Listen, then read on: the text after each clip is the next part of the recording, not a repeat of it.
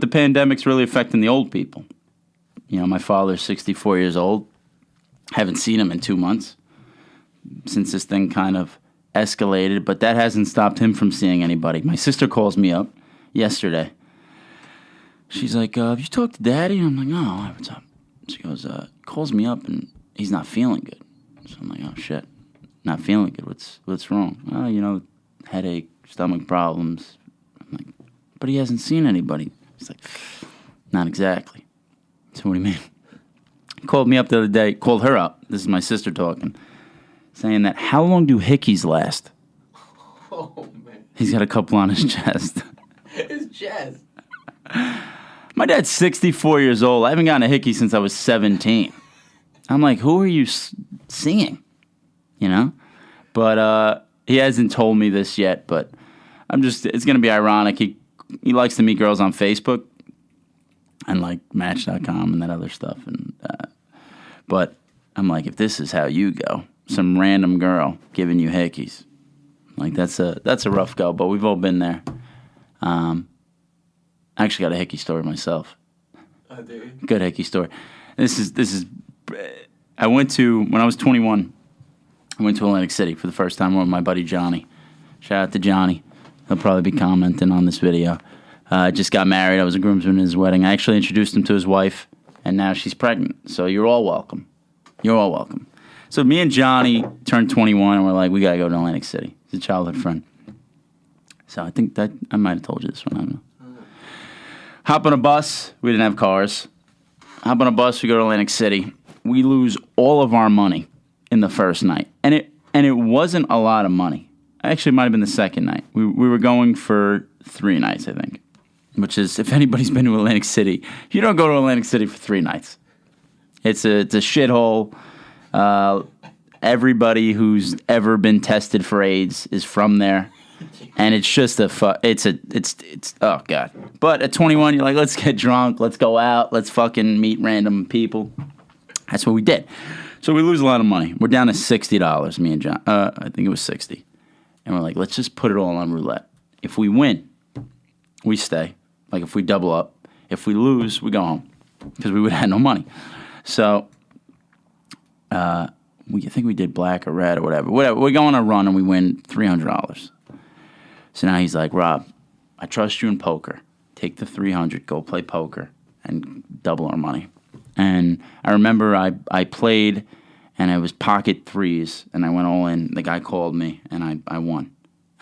So we ended up having like $500-$600. It was crazy. And it was like, when you're 21, that's everything, you know? And we didn't want to go home because it's embarrassing. We told our friends we were going to Atlantic City. We didn't have a store yet. We were going to the club that night. So we go to the club. And we go out and we meet these 2 girls. And one of them's married, right? A blonde and a brunette. One of them's married. She was married to some military guy. And the blonde is inebriated beyond all accounts. So, you know, obviously that was the one Johnny said that I should go for. And I said, that makes a ton of sense. And I did. So we're talking to these girls. It's going well. And they go to the bathroom, okay? So Johnny's like, listen, my girl's married. I really don't want to stay with these girls. Can we go talk to other girls? So I'm like, all right, fuck it. We go to the dance floor, and we're like, just got our hands up. You know, we're just dancing. And we're on the outside of the dance floor. So Johnny sees the drunkest girl in the middle, and he's like, that's me, you know, meaning him. And I'm like, go get it. So he tries to go dance with her, and the girl's not interested, and she grabs me, and she pulls me out to the dance floor. And Johnny's like, go for it, you know, the story. And I remember this girl literally, I don't know if she tried to put her hand in my pants, but she put her hand in my pocket, and I thought for a minute she might have been trying to rob me. But I'm rolling with it. It's Atlantic City. I'm very buzzed at this point, you know. And I'm on the dance floor, and I'm dancing with this girl, and all of a sudden, she attacks me. Boom, right on my neck. And I knew, I don't think I had ever had a hickey at that point. I don't know. But definitely not in this capacity. And I knew the second she was on there, I said, oh, shit. This is, it's going to leave something. So she's done biting me, right? She got her blood out. Whatever happened, now I'm infected. Pre-corona. Yeah, exactly. But I was infected, whatever she had. So she just done biting me, gets off, and I go to Johnny, and I'm like, dude, you got to see this. This girl attacked me.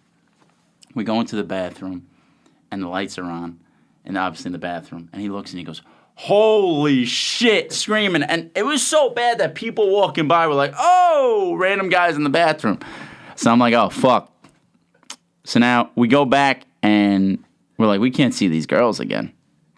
We can't see these two girls again because they're going to notice the fucking hickey. It's so big. My whole neck's purple now. She was like, what? It doesn't matter how drunk these girls are. So, anyway, we're trying to avoid them, but of course, we end up bumping into them later in the night. So now the married one goes, what happened to your neck? And I was like, I've had this the whole time, baby. You know? She's like, no, you haven't. You haven't. But the blonde chick was still so drunk that she was like, let's go back to my room. Oh, man. Wow. And at 21, randoms in Atlantic City, that's the dream, baby. That's the peak. You've made it, the pinnacle.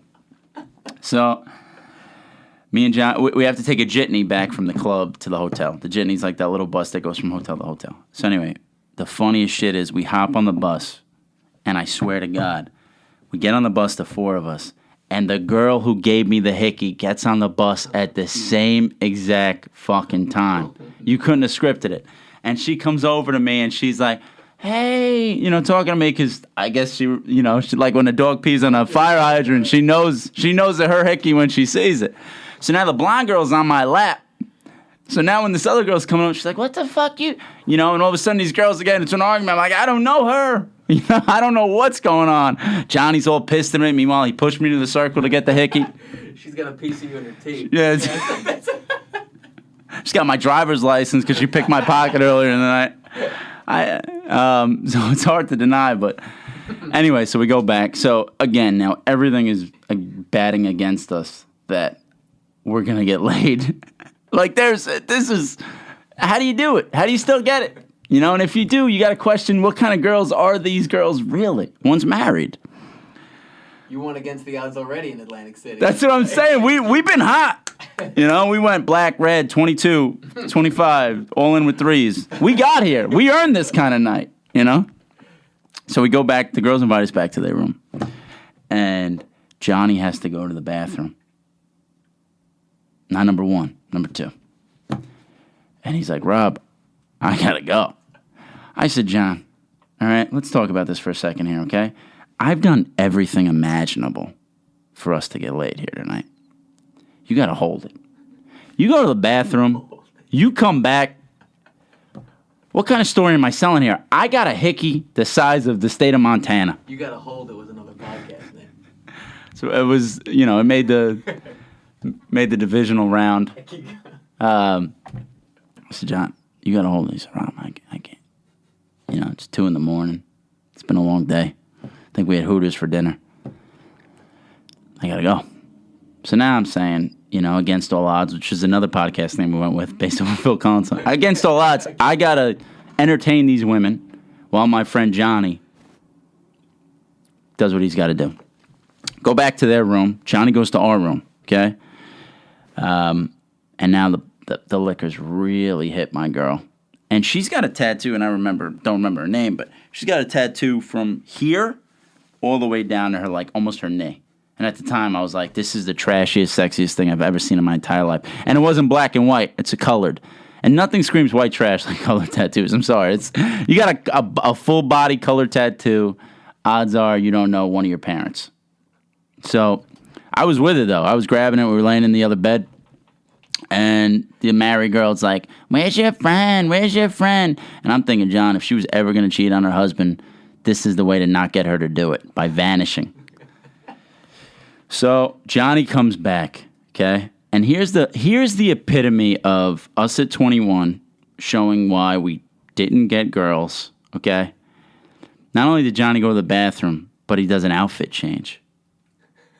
Because in his mind, he said, I'm going to make it look like I went back to the room to change my outfit. But here's the thing that Johnny changes into. New York Ranger pajama pants. You packed pajama pants on an Atlantic City trip where we were hoping to meet girls? and you come back to their room with it? To a married woman. She's gonna ID you at the door now. What are you doing? You don't have an affair. This is. I'm not gonna cheat on a guy who's got his Christmas fucking pajama pants from his 16th birthday. Are the tags still on those? This is. And I knew it was over. I mean, if we got past the hickey, we got past the drunk girl, we got past the no money situation, but Johnny really put the nail in the coffin with the New York Rangers pants. But karma's a real thing because these girls end up throwing us out. They say they're going to bed because she pretty much decided she wasn't going to fuck Johnny. And my girl passed out, and I'm not a rapist. So we leave the room, and it's 5 a.m, and we go back to our room, and we look at each other, and we're like, all right, let's just go home. Fuck it. We hop in a cab, and Johnny loses his cell phone in the cab. And we get back to the Bronx, and the guy doesn't. And that was our trip. And I remember I came home, though, and my dad looked at my hickey, because there's nothing you could do. It happened 9 hours earlier. And he goes, oh, what are you, auditioning for True Blood? Because that was the show at the time.